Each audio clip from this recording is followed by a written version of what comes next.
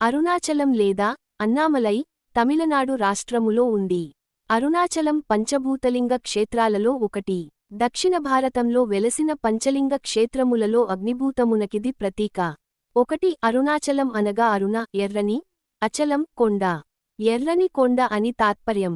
ఆ రుణ అంటే పాపములను పరిహరించునది అని అర్థం. తమిళంలో తిరువన్నామలై అంటారు. తిరు అనగా శ్రీ, అన్నామలై అనగా పెద్దకొండ అని విశ్లేషణ. ఇది చాలా గొప్ప పుణ్యక్షేత్రం. స్మరణ మాత్రం చేతనే ముక్తినోస్కే క్షేత్రం. కాశీ, చిదంబరం, తిరువారూరుల కంటే మిన్నయని భక్తులు విశ్వసిస్తున్నారు. అరుణాచలం వేద, పురాణాలలో కొనియాడిన క్షేత్రం. అరుణాచలేశ్వర దేవాలయం శివాజ్ఞచేత విశ్వకర్మచే నిర్మింపబడిందని, దాని చుట్టూ అరుణమనే పురం నిర్మింపబడినదని పురాణాలు తెలుపుతున్నాయి.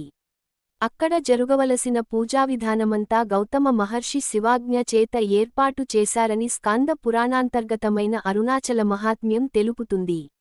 ఈ కొండ శివుడని పురాణాలు తెలుపుచుండటం చేత ఈ కొండకు తూర్పున గల అరుణాచలేశ్వరాలయం కంటే ఈ కొండకే ఎక్కువ ప్రాధాన్యమియబడుతుంది.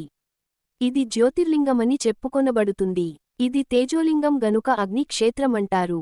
ఈ అరుణాచలం పరమేశ్వరుని జ్యోతిర్లింగ స్వరూపం కావటం వలన దీనిని చుట్టూ ప్రదక్షిణం చేయటం సాక్షాత్తు శివునికి ప్రదక్షిణం అని భక్తుల విశ్వాసం. రమణ మహర్షి దీని ప్రాముఖ్యాన్ని పదేపదే ఉద్ఘోషించి ఉన్నారు. పాదచారులై శివస్మరణగావిస్తూ ప్రదక్షిణ చేసేవారికి మహాపుణ్యం సిద్ధిస్తుందని మహాత్ముల వచనం. అందుచేత నిత్యం, అన్నివేళలా ఎంతోమంది గిరిప్రదక్షిణం చేస్తూ ఉంటారు.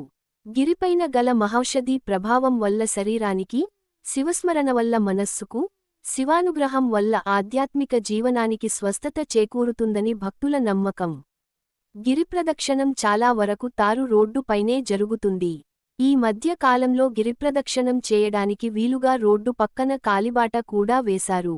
ఎక్కువ మంది ఉదయం సూర్యతాపాన్ని తట్టుకోవడం కష్టం కనుక రాత్రి పూట లేదా తెల్లవారుజామున చేస్తారు.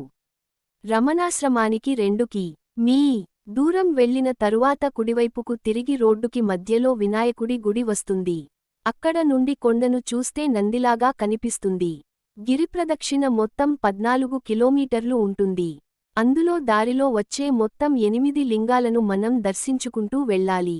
అరుణాచలం గిరి ప్రదక్షిణ మహోన్నత ఫలితాలను ఇస్తుంది.